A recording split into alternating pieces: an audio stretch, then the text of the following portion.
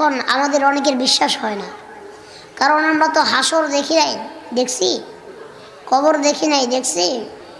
কবরের ভিতরে যখন আপনি আমি চলে যাব, আল্লাহ পাক রব্বুল আলামিন বলতেছেন, তোমরা দুনিয়াতে যত গুনাহ করছো সব হিসাব তোমাদের থেকে না হবে। কিভাবে না হবে?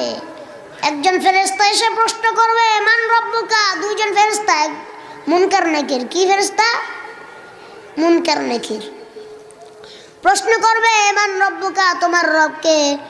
তখন যারা ভালো উম্মত আল্লাহর, যারা ভালো বান্দা, যারা 5 ওয়াক্ত নামাজ আদায় করেছে, আল্লাহর পথে চলেছে, তখন উত্তর দেবে রব্বি আল্লাহ, আমার রবকে আল্লাহ।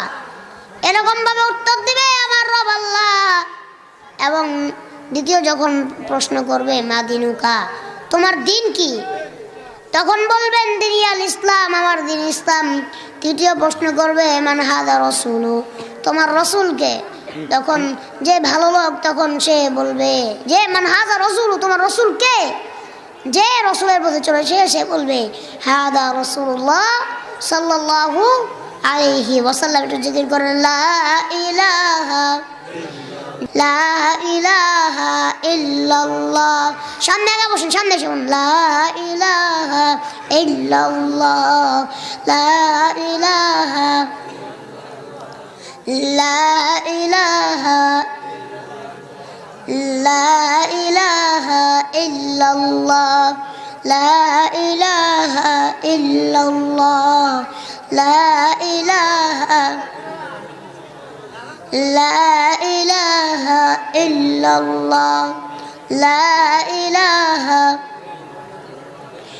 লা ইলাহা ইল্লাল্লাহ মুহাম্মাদুর রাসূলুল্লাহ সাল্লাল্লাহু আলাইহি ওয়াসাল্লাম।